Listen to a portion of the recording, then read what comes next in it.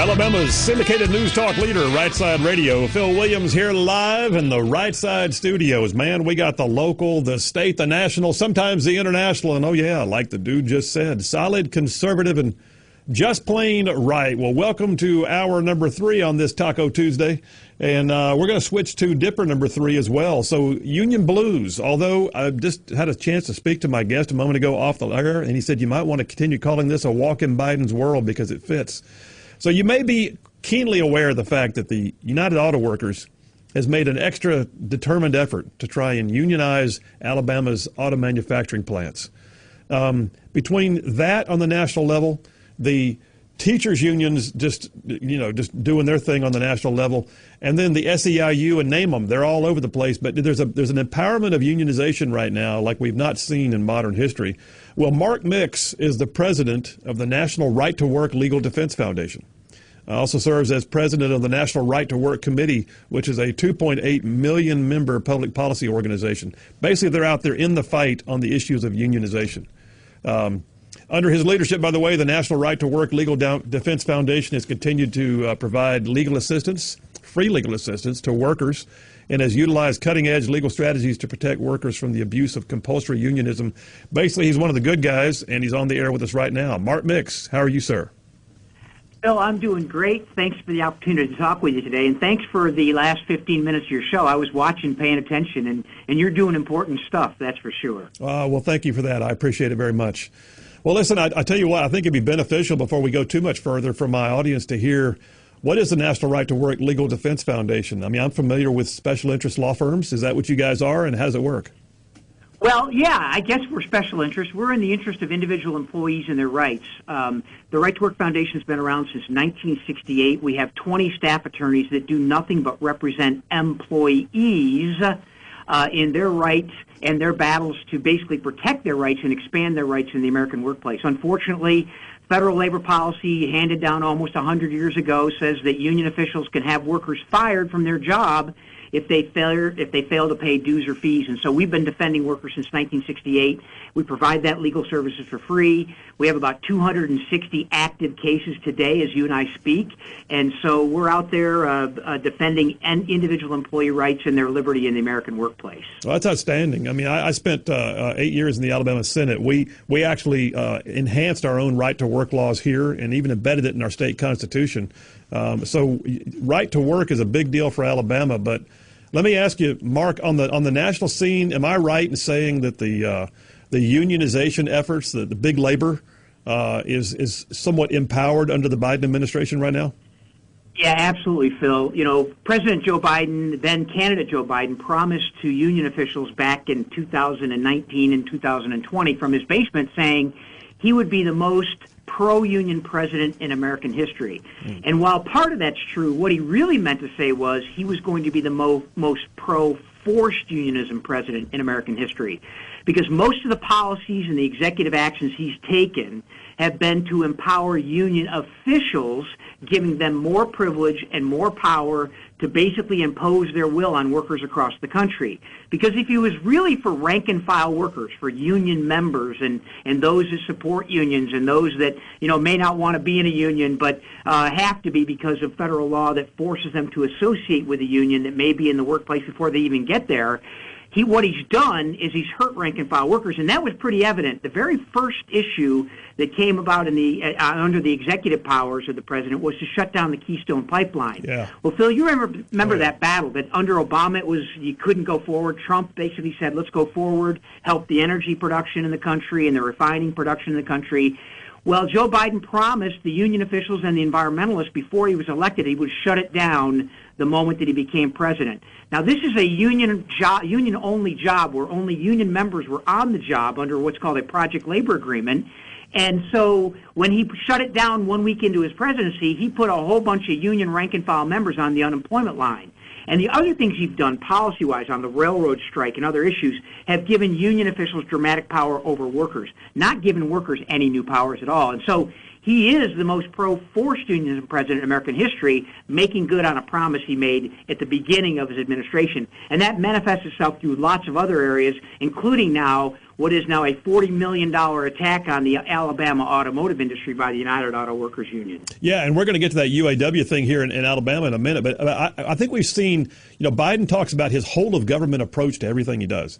And I think whole of government approach is even in the projection of union empowerment right now, even to the extent that, if I'm not mistaken, in his infrastructure bills and his, Inflation Reduction Act bills, he literally provided credits as long as the electric vehicles you buy came from a union plant. I mean, he even specifies where you're going to get tax credits for buying goods in his legislation.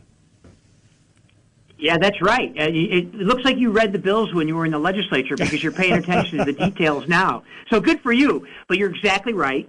One of the things that's happened most dramatically is this whole of government approach, meaning the National Labor Relations Board is kind of the central figure of this expansion of labor union power. And so the nominees that Biden put forward and the Senate confirmed, many by tie-breaking votes by Kamala Harris, were former union attorneys. The general counsel of the National Labor Relations Board is a former union attorney for the Communication Workers of America. Two of the members of the board are former union attorneys for the SEIU. One of them, another one there, Laura McFerrin, who's the chairman of the board, was a union attorney. And so they have turned this into kind of a whole of government approach by using memorandum of understandings with the Department of Justice, the Department of Energy, the Department of Labor, with the OSHA, with the Environmental Protection Agency. They have all of these people looking out for any quote-unquote injustice. I'm using my finger quotes here, Phil. You can't see that maybe an employer has committed against an employee, and they're empowering union officials to gather more power for that. So it is true. It's a whole of government approach, not just the Department of Labor, not just the National Labor Relations Board, but the Biden administration's executive agencies using all of their power to promote union power across the country for sure. Well, so as you guys take the fight to them, the reality is you're defending employees. So I think a lot of folks don't realize what right to work even means, and I do. But I thought, you know what? Since you're president of the National Right to Work Legal Defense, first of all, if you wouldn't mind, describe what a right to work law is, so people know what that means.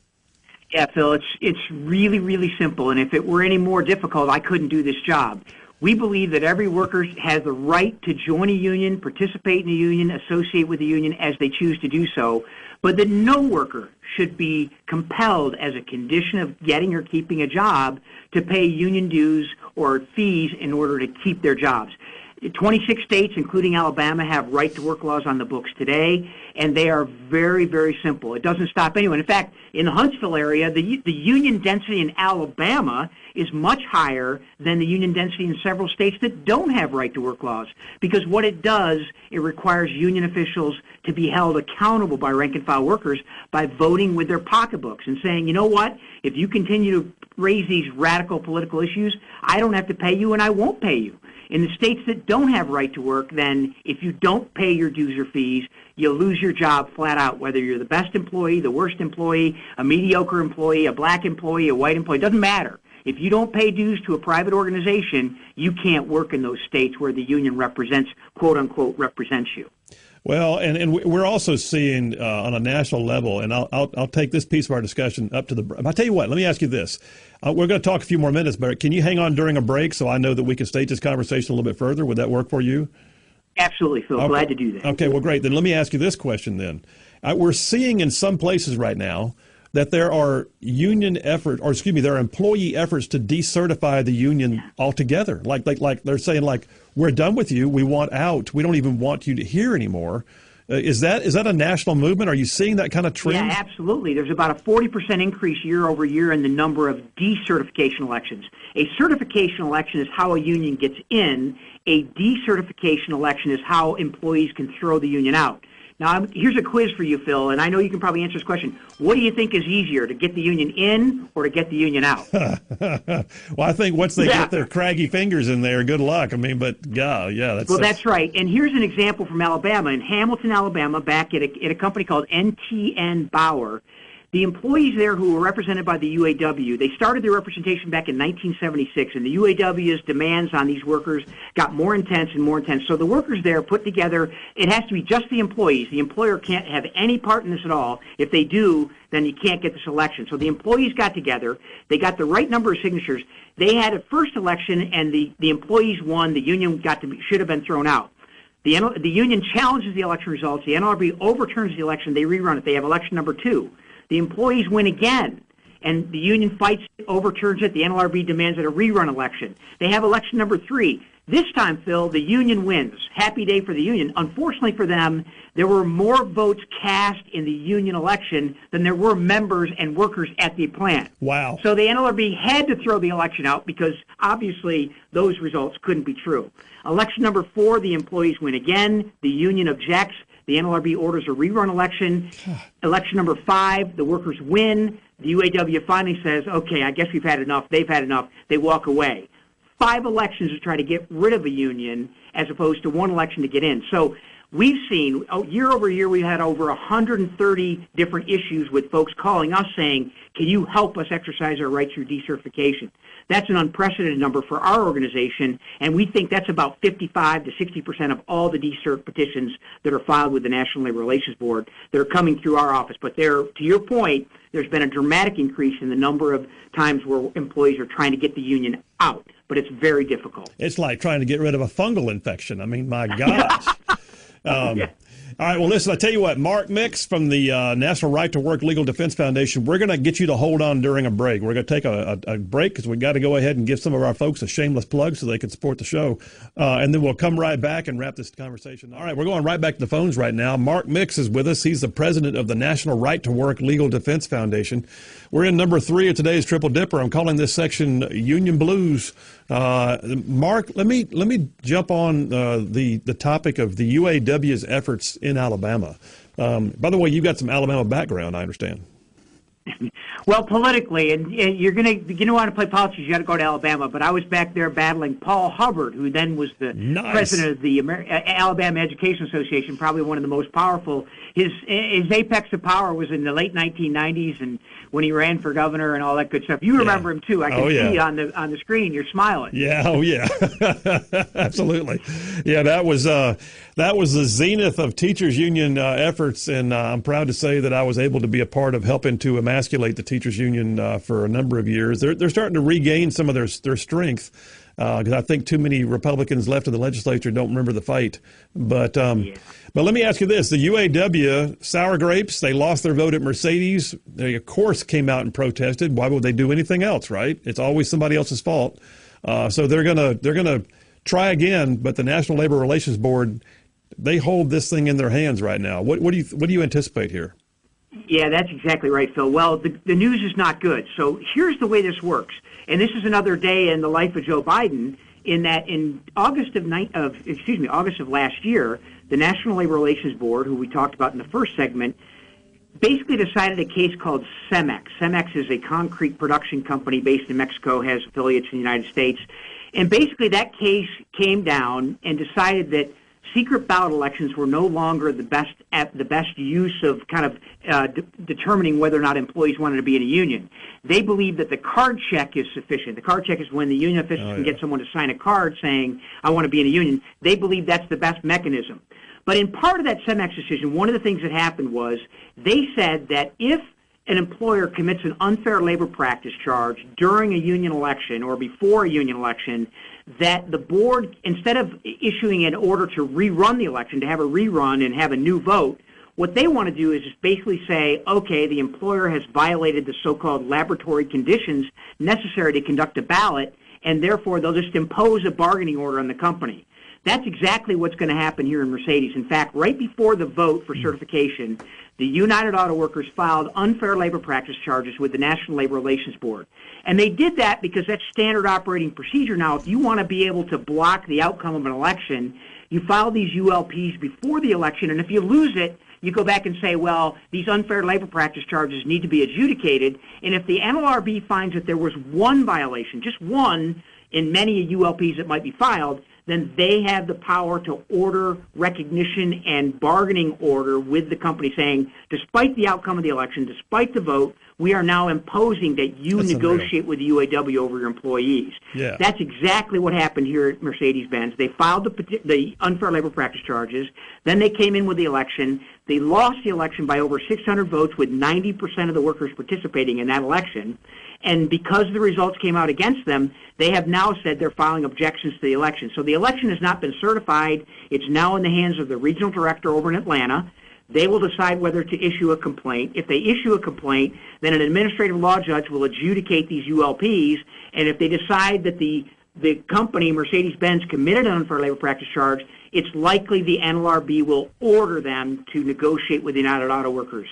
Mercedes-Benz can then appeal that. That will go to the National Labor Relations Board for an adjudication by the entire board, and then they have access to the federal courts too. So this could go on for years, but suffice to say the UAW is an election denier. Just like they were in the NTN Bauer case, they're denying the results of the election. Yeah, they absolutely are. And you know, we only got about a minute left here, Mark, but you know, our state legislature just passed recently legislation that says that in the event that a company decides to go ahead and bypass the vote and begin direct negotiations with the union, that they can lose all of their economic incentives provided by the state. So, you know, we're trying to take a stand on this, but in the end, we've still got an NLRB that we have to deal with, which has got, you know, any number of, you know, whole of government liberal incentives right now to just do it the union way. Yeah, and they've got federal jurisdiction and federal preemption as well, Phil, which are other problems. But we'll be there to fight and we'll help, and I appreciate you bringing this issue to the forefront. Well, we're gonna stay on it. This is about the third or fourth time that I've done it, but it's the first time I've had you on. But hopefully, it's not the last. Mark Mix, president of the National Right to Work Legal Defense Foundation. If folks want to find out more about you, where do they find you? Can you tell them online? Yeah, they can go to that amazing internet at www.nrtw.org. nrtw.org. All right, that's great, Mark. Hey, thanks for your time. We appreciate you working with us today, man. Thanks, Phil. All right, take care. Yeah, there's great organizations out there doing amazing things in fighting for conservative policy. And oh, by the way, there's different venues for the fight. And the choice is to fight within the court system. You have others that fight within the legislative branch. And then you have some that lobby on behalf of conservative policy in the executive branch. All I'm saying is this: there is a means and a method by which we can attack these things from different angles, but we got to have good, strong groups with people supporting them along the way. National Right to Work Legal Defense Foundation, I just found out about them, but I like what I hear so far. Phil Williams, Rightside Radio. We'll be right back.